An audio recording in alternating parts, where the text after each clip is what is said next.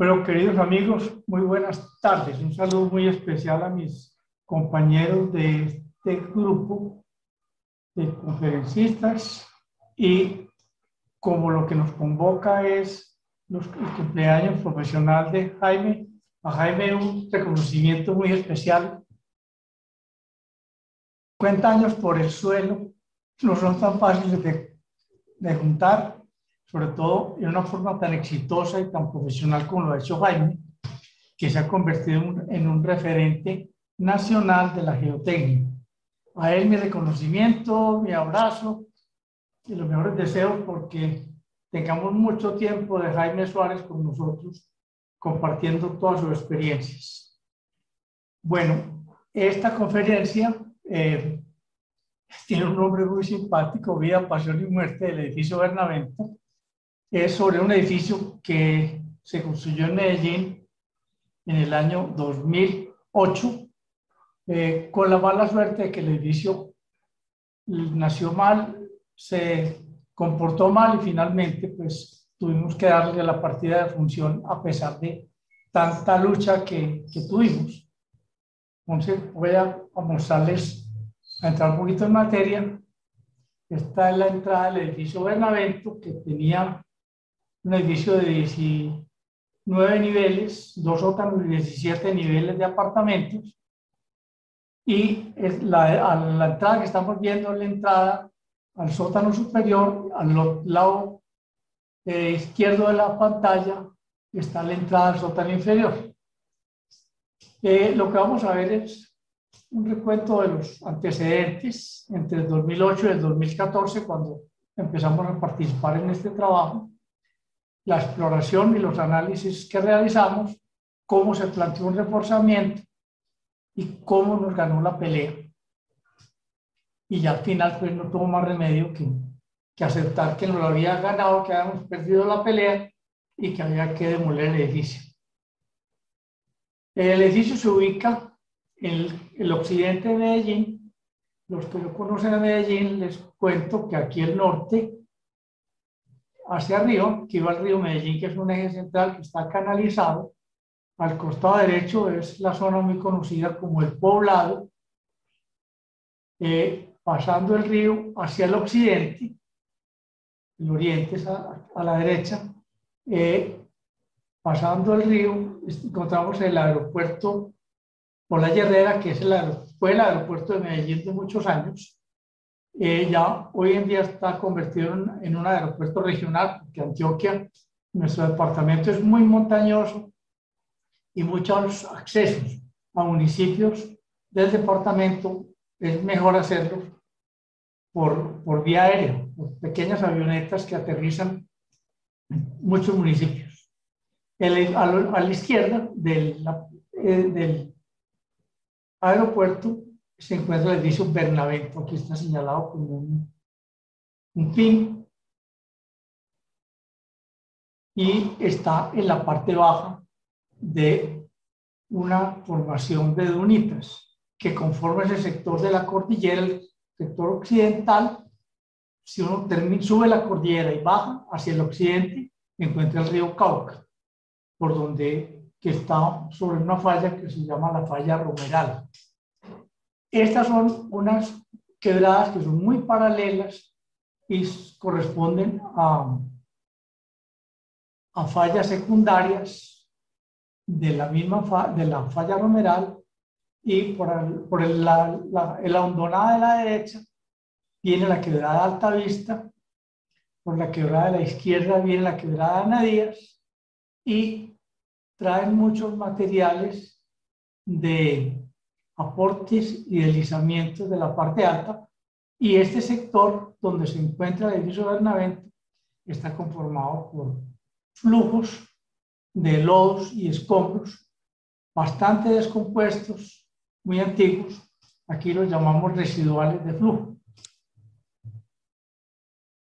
Desde el punto de vista pues, del mapa geológico, está ubicado en un depósito del neógeno, flujos de lodos y escombros de dunitos muy meteorizados. Aquí vemos el flamante edificio Bernavento, esta es una foto tomada del colombiano. El Bernavento tiene su nombre de un sector que se llama la Loma de los Bernal. Era la finca de unos señores de apellido Bernal, José María Bernal y Pablo Bernal, que tenían su finca en ese sector. Ese sector se llamaba antes Morro Plancho y luego lo cambiaron a la Loma de los Bernal porque se empezó a urbanizar y los Bernal eran los dueños de todas esas tierras que lo fueron fraccionando y dividiendo entre los hijos. Por eso todo el sector se llama algo por los Bernal, pero es porque los constructores, los promotores escurren hasta el máximo los nombres y entonces hay Arboleda de los Bernal, Mirador de los Bernal, Bernalejas, Bernavento, Hábitat de los Bernal, etc. Han escurrido el famoso nombre de los Bernal por todas partes. Es una vía pues de vivienda de clase media, estrato 4, y en general estrato de muy buena calidad, vive gente muy buena. El edificio está ubicado sobre la carrera 81, que desciende hacia el norte queda para este costado, a la izquierda. Aquí está el edificio Bernalejas. Y observen con cuidado que aquí al lado del edificio hay una casa de las antiguas viviendas que existían en el sector. Y aquí a la derecha está un edificio que se llama San Miguel, son 3 torres. En general, la cimentación de ese sector, todos son del orden de 25 a 30 metros, porque son suelos muy blandos al principio y son suelos muy húmedos y con muy baja resistencia a la cizalladura, al corte, y altamente compresibles. Aquí vemos la ubicación del edificio, el edificio Bernalejas, Torre de los Bernal, está la casa vecina, para que la miren, y ahí se llama Hábitat de los Bernal, un edificio de señores de edad. Milagrosamente esto se llama Lomas del Viento, y aquí queda el edificio Bernavento. Vamos con los antecedentes geotécnicos. Los estudios se realizaron en el 2007 por otro ingeniero, afortunadamente no fuimos nosotros. Ese señor realizó un estudio con 4 perforaciones entre 4,5 y 5,5 metros de profundidad, con un taladro manual. Ensayo solamente de laboratorio, solamente de humedad y clasificación. Y eso fue aprobado por la curaduría. Increíble, aprobado por la curaduría cuando el código del 98 exigía 6 sondeos de 30 metros de profundidad, por lo menos con donde el 50% deberían llegar a 15 metros, pero el otro 50 tenía que llegar a 30 metros bajo el nivel inferior de excavación. Después se supo que por el estudio de la interventoría se hicieron 2 sondeos adicionales, dijeron ser de 12 y 25 metros, nunca se conocieron ni aparecieron los registros. Nos hace pensar que eso fueron inventados. La recomendación dada con este estudio de 4,5 metros de profundidad o 5 metros eran unas pilas de 15 metros, porque el que hizo el estudio supuso que por allá seguramente encontraba firmeza, y con una capacidad de soporte de 1500 kilopascales, es decir, 150 toneladas. El edificio empezó a tener problemas desde su nacimiento y en el 2014 solicitaron los servicios de nuestra oficina y nos entramos a ser parte del equipo que conformamos para ese estudio. Estos son planos tomados del estructural, 4 metros de pila reforzada con la mitad de refuerzo que se exige la norma, concreto de 21 megapascales y un concreto ciclópeo con piedras tiradas desde la parte alta. Eso es tomado de los planos del ingeniero estructural.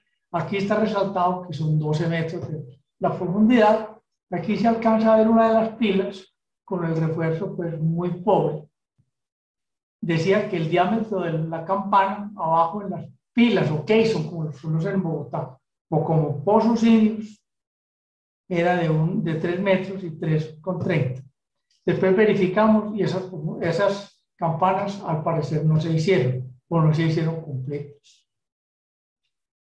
Nos llamaron, pues la impresión del edificio fue pues grande, pues estaban agrietamientos en la fachada, pues ya estaban inclinados el edificio con asentamientos y planteamos una campaña de exploración con 4 perforaciones T con taladro. Hicimos 2 ensayos de dilatómetro y 2 de cono estático. Y además realizamos 2 líneas sísmicas de refracción para tratar de conformar cómo era el suelo. Entonces, este es el perfil del suelo que encontramos. Este perfil de suelos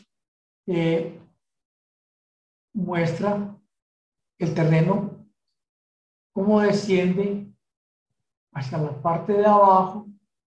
Aquí, en la parte de arriba del terreno, en la parte más alta, el sótano estaba a 5 metros, al nivel que ya alcanzaron las perforaciones. Había unos rellenos y encima hay un suelo residual de flujo maduro, un poquito más denso, más consolidado, más compacto, por desecación. Ese material quedó prácticamente a nivel en la zona baja. En la zona alta se retiró todo ese suelo, que estaba un poco más duro por estar preconsolidado. Bajo ese suelo se encuentra el flujo muy maduro, muy blando, y este es el nivel freático que encontramos cuando hicimos las perforaciones. Realmente parece, por los registros y apuntes de interventoría que vimos, muy fragmentados, que el nivel freático estaba más superficial en ese momento, por lo menos a la altura, arriba, por la altura donde están las campanas hoy en día, donde están dibujadas las campanas, no donde estaban. El suelo, pues tenía un contenido básicamente son materiales finos con muy poca arcilla y arena, que empieza a aparecer los niveles inferiores, mayores contenidos de arena. Básicamente son limos con algo de arcilla, con una relación de vacíos entre 1, 1,5, con un promedio de 1,3, una densidad de 17 kilonewtons, densidad seca de 1,2, 1,3, y aquí se ve el perfil de humedad. La humedad, aquí estaba más seco el suelo en la parte de arriba, aquí está como relleno, suelo preconsolidado, por razones del dibujo, pero ya a partir de los 5 o 6 metros empieza a aumentar la humedad y solamente viene a reducirse más o menos a partir de los 25 metros. Ya hay otros registros de floración pues, del mismo edificio, donde se repite el porcentaje de arcillas de limos, básicamente todo esto son limos. Las velocidades de la onda de corte están por un lado de 300 metros, un poquito más bajo arriba y aumentó con la profundidad. Es un suelo que se clasifica como D de acuerdo con la norma. Estos son los resultados de los ensayos de penetración, donde encontramos ensayos alrededor de 10 golpes hasta los 25 metros, y de ahí en adelante se empezó a mejorar el terreno. El SSU, que a los bogotanos, mis amigos bogotanos les dicen mucho, que estaba por el lado de 60 kilopascales. Y los ángulos de fricción por los lados de 27 a 26 grados. Y aquí están los módulos horizontales y el módulo elástico. Todos muestran una tendencia a disminuir en el centro sus propiedades y empezar a mejorar con la profundidad a partir de 20 a 25 metros. Pero el hecho es que las fundaciones en el nivel entre 10 y 12 metros estaban exactamente en la zona más blanda y más compresible. Los ensayos, estos son los suelos maduros de arriba, superficiales, y estos son los suelos más profundos, a los 20, 18, 22 metros, donde mejoraba un poco las condiciones del suelo. Las cargas del edificio. El edificio tiene una estructura como la que está punteada en rojo. Tenía unos balcones y por alguna razón las mayores cargas estaban en el costado oriental, hacia el lado de los edificios hay una residencia de adulto mayor, lo llamamos el edificio de los viejitos. Aquí al norte está el Bernalejas y al frente, que está en la vía, la carrera 81, está el edificio Torres de los Bernal. Las columnas tenían alrededor de 800 toneladas por el costado oriental y 750 o 330 por el costado occidental. El muro de borde estaba cimentado en unas pilas cortas y no tuvo asentamiento realmente. Durante la construcción, se empezó a construir en el año 2008, se construyó el edificio y durante la construcción hubo interventoría. La interventoría, pues realmente no estuvo muy dedicada, porque finalmente no les cancelaban los honorarios, se demoraban, entonces se fue desdibujando el papel del interventor, aunque al principio estuvo muy activo, pero sí llevaron los controles de asentamiento. Y aquí vemos la columna E2, que es esta, de las de 800 y pico toneladas, que tuvo asentamiento durante la construcción de 126 milímetros. La columna P2, que es la de este lado, tuvo 73 milímetros al final de la construcción. Y la E4, que es esta del frente, asentamientos de 79 milímetros. De asentamientos importantes y con tendencia al alza. En ninguna parte se observaban estabilizados. Bueno, ese panorama pues estaba muy horrible. Hicimos unos análisis de asentamientos usando el método dilatómetro y nos daban 190 milímetros y un método de modelo hiperbólica nos daba 290. Nos pareció al principio exagerados esos números, pero sin embargo estábamos confiados en que esos datos nos daban los análisis, pero que de pronto pudiéramos estar equivocados, como todo el suelo que se equivoca uno con mucha frecuencia. Estos fueron los asentamientos, y lo que saben, de acuerdo del código, saben que la distorsión máxima es 1 en 300. Aquí estamos en 1 en 156, 1 en 200, 1 en 120, 1 en 190, 1 en 190. Estos son los asentamientos que presentaba el edificio. Los asentamientos menores realmente se presentaron en la zona del punto fijo, porque ahí el punto fijo nunca está ocupado. Pues rara vez uno ocupa el punto fijo de un edificio, los ascensores, las escaleras llenas, a no ser en un caso de un sismo o de un incendio, pero rara vez se ocupa y durante el tiempo de vida de ese edificio, pues la carga de diseño era muy alta, pero en realidad la carga real nunca alcanzó a llegar allá y tenía 4 pilas, supuestamente de buenos diámetros. Cuando se terminó la construcción, encontraron que el edificio tenía una inclinación de 20 centímetros, como hacia el sur-occidente, sur-oriente, como un poquito hacia el sur y un poco hacia el oriente, hacia el edificio de los viejitos, del Senior Club. Entonces, fue cuando en esa época nos llamaron, fuimos a ver el edificio y encontramos pues el edificio en estas condiciones en el 2014, pues evidentemente que era síntomas de algo grave que estaba pasando. Cuando entramos al edificio empezamos a mirar que estas losas estaban como unas hamacas. Miren esta deflexión que tiene acá, esta deformación, el hundimiento que teníamos en esta columna, que es de las columnas más hacia el norte. El edificio estaba en pleno funcionamiento, con toda la carga de los ocupantes. Volvamos a repasar las cargas, en por lado de 800. Esta columna es la que más carga tenía como columna independiente y fue la que más asentamientos tuvo.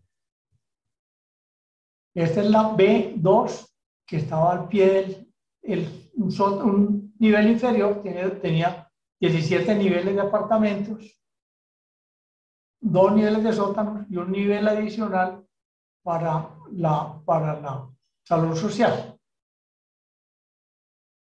Tenía 49 apartamentos, 17 pisos, de 3 apartamentos por piso, con excepción del último piso, que era un solo apartamento.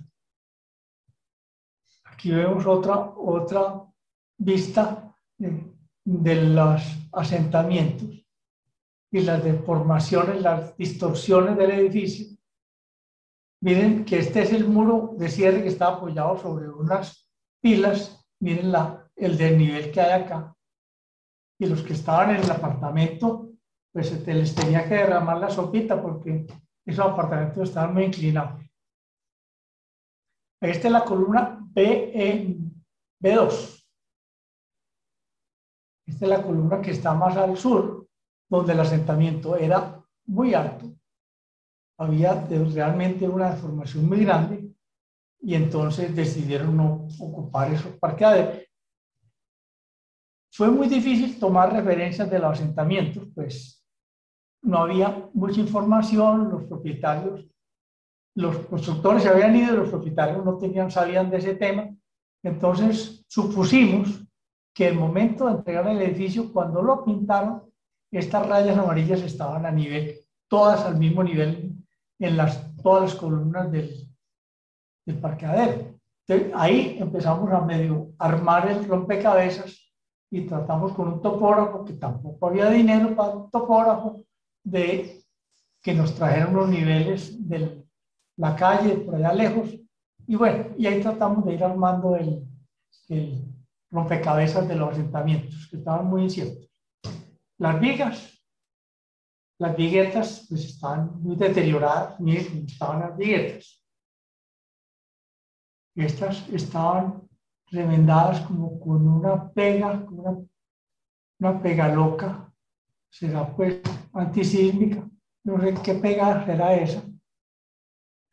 Las vigas principales que salían también estaban partidas diagonal, le habían puesto su pega, pero no en todas.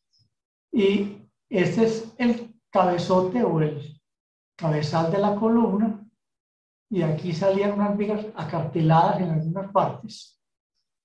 Y miren cómo estaban todas deterioradas. Eso es el nudo principal. El sótano inferior, miren cómo se ve ese como un paraboloide hiperbólico. Aquí se observa como mejor en el sótano de arriba. Aquí tenían la altura del terreno, está aquí al lado. Esto más 2 sótanos. Básicamente serían pues casi 7 u 8 metros de excavación en ese sector. Entonces,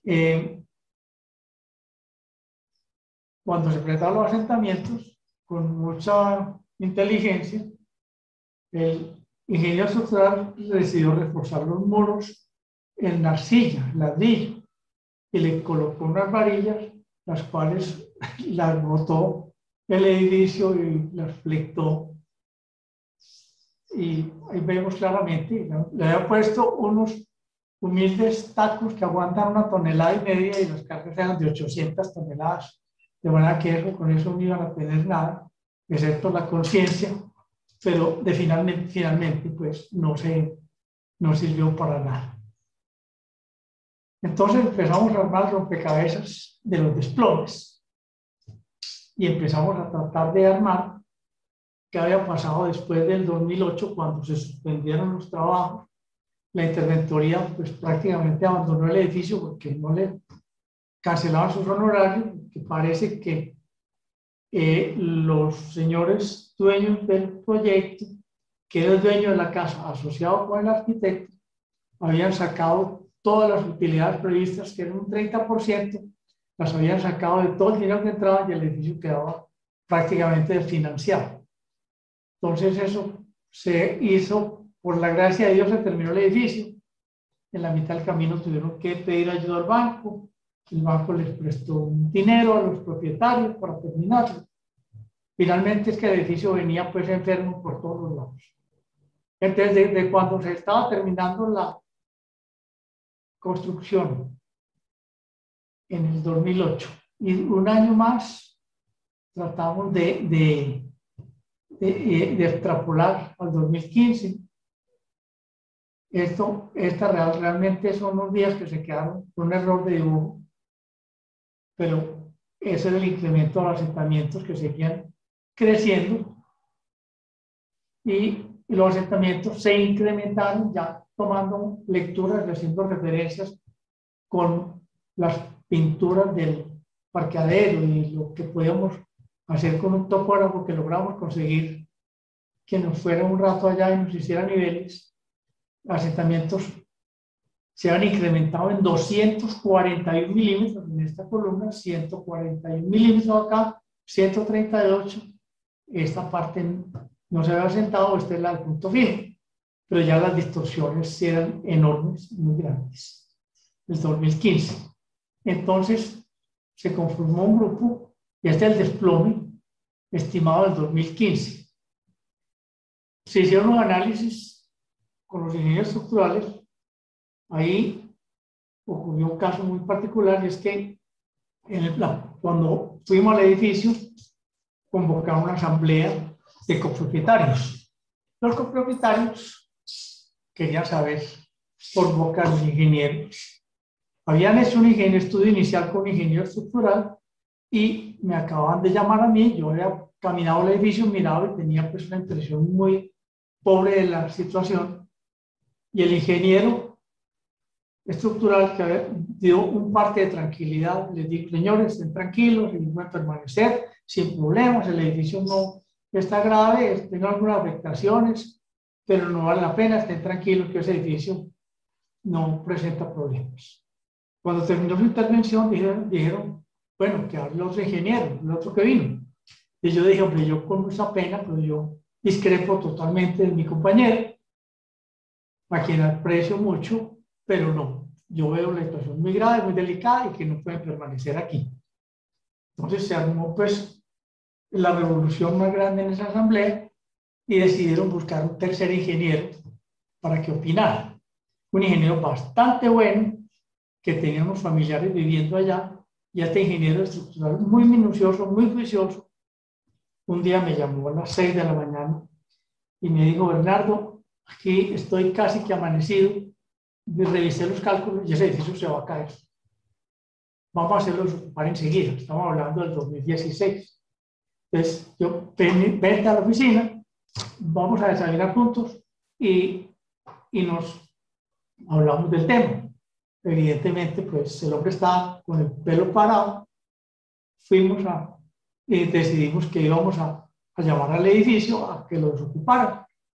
Entonces, planteamos esa horrible noticia del edificio que tenían que desalojarlo.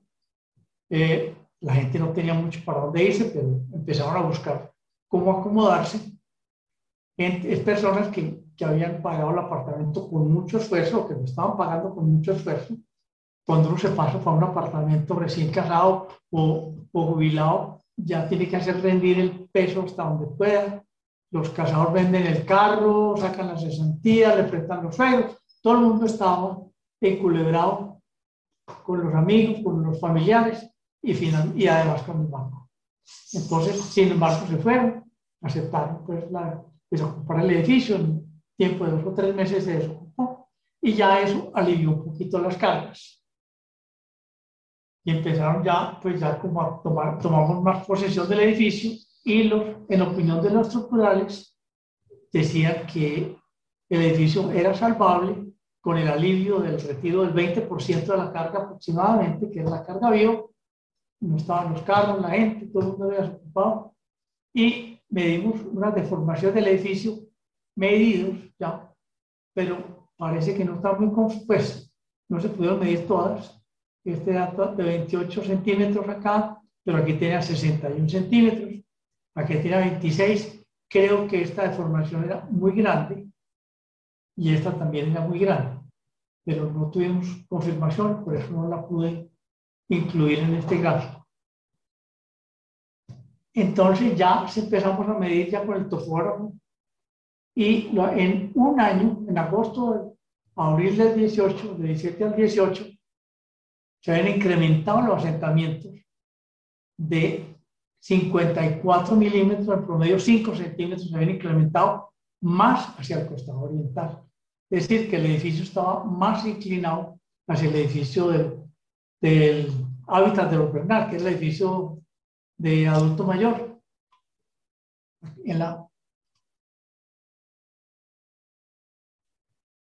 Aquí estaban las cargas, perdón, los asentamientos, y el edificio estaba inclinado hacia el oriente. Ya medimos con toda precisión los desplomes y realmente sí, se habían 54 centímetros, 48 centímetros, 60 centímetros, 63. El edificio estaba como escualizado y los estructurales decían, bueno, está inclinado, está torcido, pero si le podemos poner una cimentación buena, una recimentación, podemos intentar salvarlo. Yo me acordé que Luis Fernando Orozco le gustan mucho los edificios torcidos y los ha enderezado. Aquí en Medellín tuvimos la oportunidad de enderezar otro también.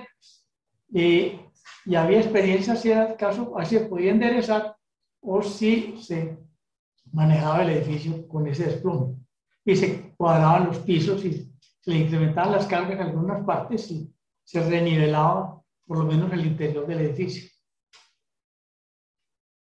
Ya estábamos muy asustados, los calculistas estaban echándole números muy finos y se planteó un reforzamiento con micropilotes. La idea era colocar un grupo de micropilotes alrededor de la estructura y de las fundaciones. Estas son las dos columnas que están acá. Y después de hacer los micropilotes, colocarle unos pernos, unas dovelas y ligar estos micropilotes con refuerzo con un grandado a la columna. La idea era pues, ponerle un número de micropilotes suficiente para que pudiera con la carga que estaba transmitiendo la columna. Y desestimamos totalmente la carga que bajaba por el edificio. Al fin y al cabo se estaba asentando permanentemente. Entonces, empezamos planteando la recimentación con micropilotes, los ocupantes del edificio, los propietarios, empezaron a recoger dinero. Por eso se demoraron tanto entre el 2014 o el 2015 y el 2018, porque tenían que recoger el dinero. El banco no les prestó nada. Entonces ellos inventaban rifas, viajes, bailes, todo lo que pudieran. Y recogían dinero y cuotas extras y ponían plata extra. Finalmente fue una labor solidaria, comunitaria, muy linda, de esfuerzo conjunto de todos los propietarios. Todos estaban con el agua al cuello de plata, pero de alguna manera se la rebuscaron, tenían que poner más o menos 50 millones de pesos por apartamento, que eran 2.500 millones de pesos el costo de la reparación. Entonces, nosotros pues estábamos esperando que recogieran el dinero y habíamos enviado los planos. La repotenciación pues, es un plano de los estructurales, nosotros miramos la parte del suelo. Y los de la administración, sin preguntarnos, sin contarnos a nosotros, a fines de diciembre del 2017, adjudicaron el contrato a un fulano que no supimos quién fue. Apareció allá fulano que hacía edificios, que reparaba y que era capaz de cualquier cosa. Pues ninguna de las firmas de Medellín se quiso apuntar a hacer el trabajo. Apareció este loco que lo hacía y que él había contratado, había hecho muchas repotenciaciones, que el eje cafetero tenía mucha historia. Y entonces, y nosotros no supimos. En enero, a fines de enero, me llamó casualmente a mí el de la administración. Dijo, Bernardo, ya tenemos el edificio muy adelante, la reparación. Vaya para que se asome y mire. ¿Cómo así? Espérese a ver, le contesté. Vamos a... Y hay una interventoría, no hay quien maneje, quien opina, quien dirige. No, eso va muy rápido. Entonces, pues cuando fui al edificio estaban abiertos estos. Y yo le dije por teléfono, bueno, límpiame las vigas de amarre, si se pueden ver, de la limpia yo voy a mirarlas. Aquí estaban haciendo ya los micropilotes. Y miren las vigas de amarre, qué belleza. Primero de todo, de muy poco peralte. Segundo, con el mínimo refuerzo. Y tercero, pues miren el estado en que se encontraba. Entonces, pues inmediatamente buscamos una firma de interventores, les pedimos el favor que nos apoyaran, que era una cosa especial, accedieron, una firma, en mi opinión, de las mejores de la ciudad, y empezamos ya a tomar medidas y a tomar posesión del edificio. Mira aquí el hierro que tenía esta humilde viga de amarre, por favor. Bueno, de la columna E2. Entonces, cuando vimos que eso estaba tan desprotegido y que las vigas estaban en el aire, decidimos hacerle, pues por lo menos confinemos las columnas, confinemos las pilas con unos rellenos temporales muy rápidos para que el edificio no quede suelto, está completamente suelto y en caso de un sismo y con las condiciones y con esa vulnerabilidad que tiene por la inclinación, entonces pues empezaron a colocar el hierro. Aquí el hombre está metido bajo de la viga, colocando el hierro y vaciamos aquí están los micropilotes, aquí los pueden ver, algunos de los que ya estaban hechos, totalmente en desorden. Habíamos dicho que abriéramos primero una columna y ensayamos cómo nos iba con el reforzamiento de una columna. Este señor abrió todas de una vez y empezó como loco a hacer cosas. Entonces tuvimos que vaciarle bajo las vigas de amarre unas cuñas de refuerzo para confinar el edificio, por lo menos para tener alguna seguridad en caso de algún evento sísmico. Entonces, estas son las cuñas de salvamento que colocamos bajo las vigas de amarre. Se hizo un ensayo de carga, habíamos recomendado micropilotes de 40 toneladas. El ensayo de carga funcionó bien, falló con 80 toneladas y planteamos unos micropilotes con 40 toneladas de capacidad aquí en la izquierda y un asentamiento poco más de un milímetro, 2 milímetros. Entonces, queda una solución razonable para pensar en estabilizar el edificio. El ensayo de carga mostró que realmente sí era viable los micropilotes, daba 2,5 toneladas por metro lineal de micropilote de 150 milímetros, más 2 metros adicionales, para que para un micropilote de 40 se requerían 16 metros, más 2 de protección, 18 micropilotes. El señor había hecho micropilotes muy cortos y con el hierro que no era, tuvimos grandes problemas, pero finalmente se trató de enderezar las cosas. Vamos a mirar, perdón, la anterior, y este señor arrancó como loco a hacer cosas. Estábamos en esas, muy preocupados, cuando el edificio, en los controles de asentamiento, ya teníamos interventoría que venía con sus asentamientos con un progreso lento y algunas partes medio estabilizado, de un salto tremendo. Saltó como 10 milímetros de un momento a otro. Obviamente traqueó todo el edificio, todos salieron espantados, habíamos instalado unas alarmas y unos despejado las vías de salida por prevención.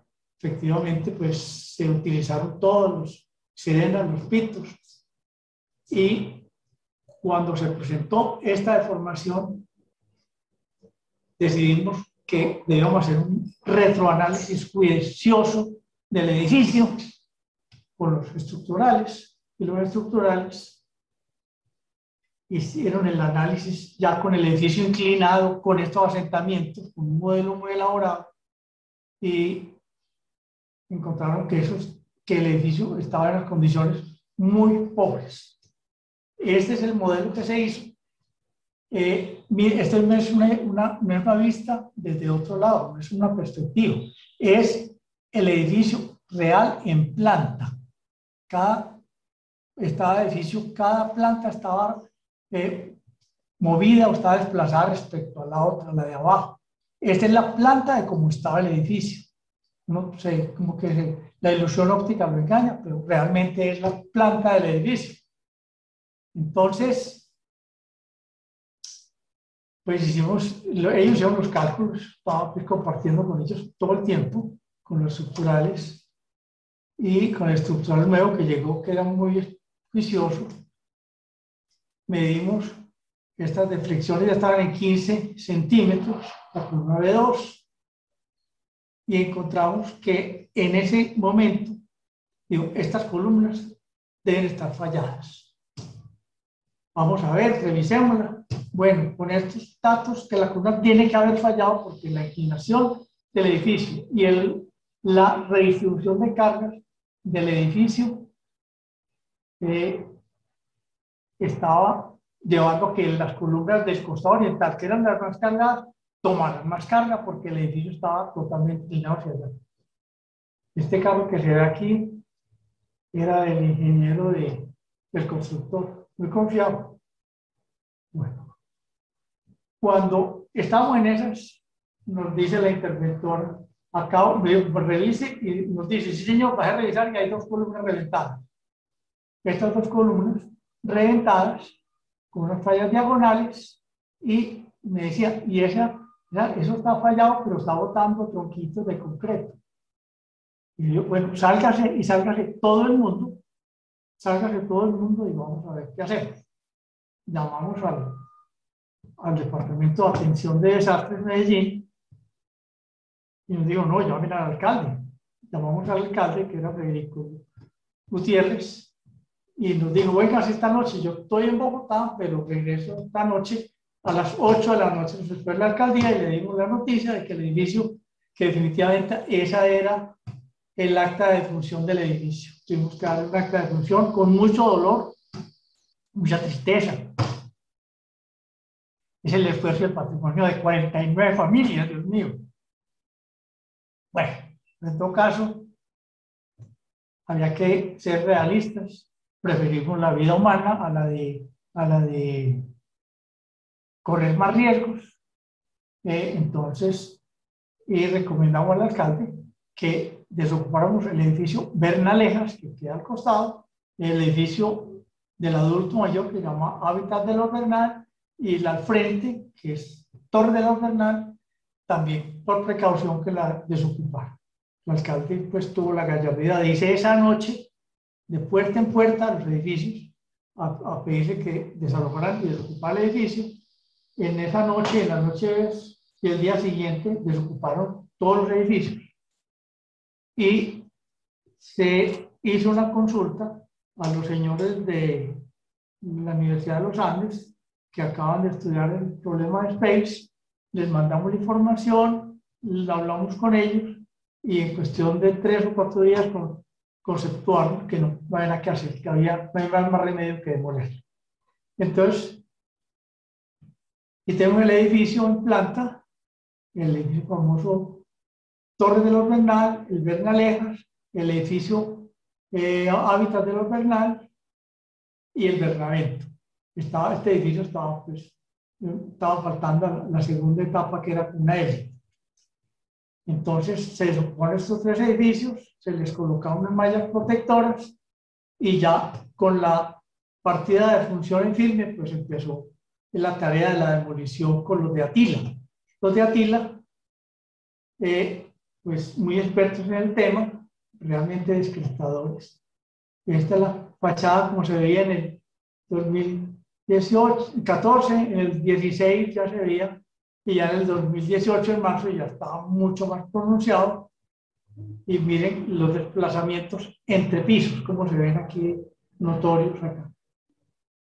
Entonces, aquí les tengo un video sobre cómo fue el proceso de la implosión, elaborado por Atila con apoyo del calculista que habíamos llamado, que fue excelente su labor. Y aquí vamos a ver el video de cómo se dura 2 minutos, de manera que un poquito de paciencia. Aquí está todo el proceso de la demolición.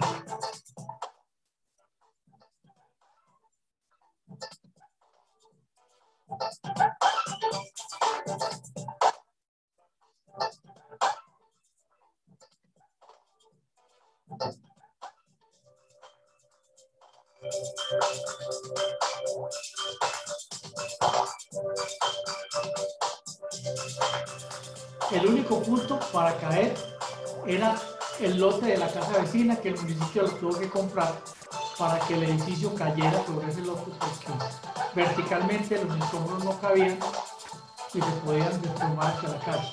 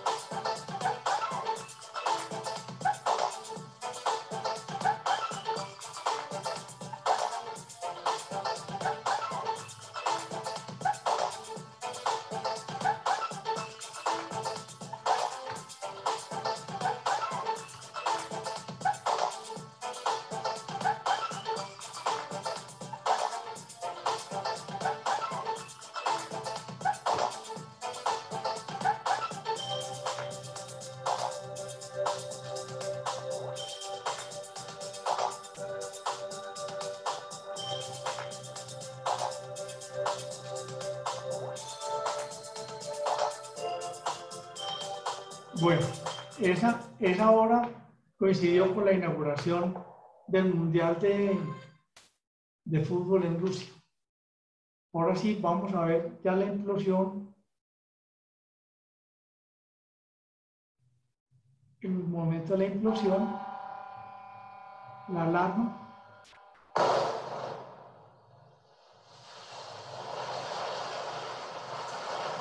Esta era la casa que habían comprado el municipio, de ahí cayeron los escombros.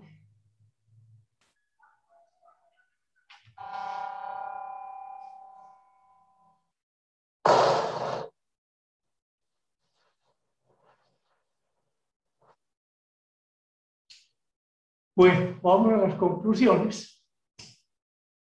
Una falla de cimentación por la superficialidad y el control del estudio del suelo original. Hay una falla donde está incluida la curaduría, porque aprobó ese tipo de cimentación sin haber verificado el cumplimiento de la norma. La capacidad de carga recomendada de excesiva. Además, cuando estábamos haciendo los micropilotes, les cuento que hicimos unas perforaciones muy adosadas a la pila, a ver si encontrábamos las campanas o el ensanche del pozo, y no se encontraron. Se hicieron como 2 o 3 perforaciones cuando íbamos a los micropilotes para tantear y no se encontró. No, de manera que no se hicieron, y parece que como las campanas se les derrumbaban, el ingeniero de suelos aceptó no hacer las campanas. Los factores de seguridad pues, que mostraban la parte estructural ya era definitivamente imposible de aceptar y se trató de salvar el edificio pensando que había todavía una pequeña posibilidad. Finalmente nos ganó la pelea. En la repotenciación no se tocó el edificio. Algunos dicen que para qué lo tocamos, pero realmente hicimos unas perforaciones, no le dimos un martillazo a las fundaciones y no alcanzamos realmente a hacer nada. En el 18, como les digo, se agotó la reserva por la inclinación que tenía hacia ese costado, el costado oriental, y durante esos análisis se había observado, se había encontrado como resultado que esas columnas ese lado tenía que fallar. Y cuando verificamos, precisamente estaban falladas dos de las columnas. Entonces, evidentemente había que preservar la vida de los obreros, de los ocupantes, de los vecinos. Aquí volvemos a ver el edificio. Esta es la casita donde cayó, que la compró el municipio para poderle dar espacio de caer. Hoy en día es la vista actual del lote. Los propietarios instauraron una demanda, obviamente, por estafa, por incumplimiento de las normas. La fiscalía ha estado muy atenta y ha estado como muy pendiente y finalmente pasó lo que debía haber pasado. Y es que a estos señores sinvergüenzas los detuvieron y están a orden de la fiscalía y están en un proceso de juicio donde los van a seguramente declarar culpables porque todas las evidencias apuntan en contra de ellos. Este es el ingeniero de suelos, don Jairo Botero, este es el señor Jairo López, el el dueño de la casa, faltó el arquitecto que era el socio de él, y este es el calculista, el estructural Jorge Artizábal, que fue el mismo diseñador de Space. Estos señores, Botero y Artizábal, aquí los llamamos el dueto siniestro porque han hecho y estudiado varios edificios que hemos tenido que repotenciar y algunos desocupar. Creo que ya estamos como terminando y solamente les cuento que hemos en Medellín demolido 4 apartamentos, 4 edificios, los 3 de Space, la torre 6 que se cayó, la torre 5 que se demolió, las torres 1 a 4 que se demolieron después.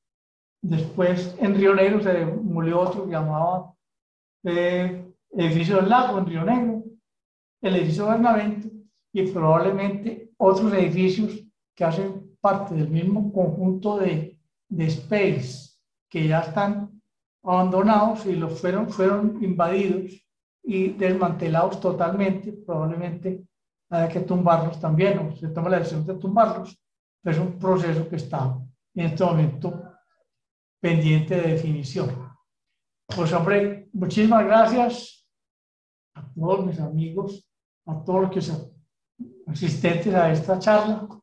Les renuevo mis felicitaciones, mi abrazo a Jaime y a usted. Muchas gracias por la atención de esta conferencia y si hay alguna pregunta, pues con mucho gusto. Muchísimas gracias y hasta muy pronto.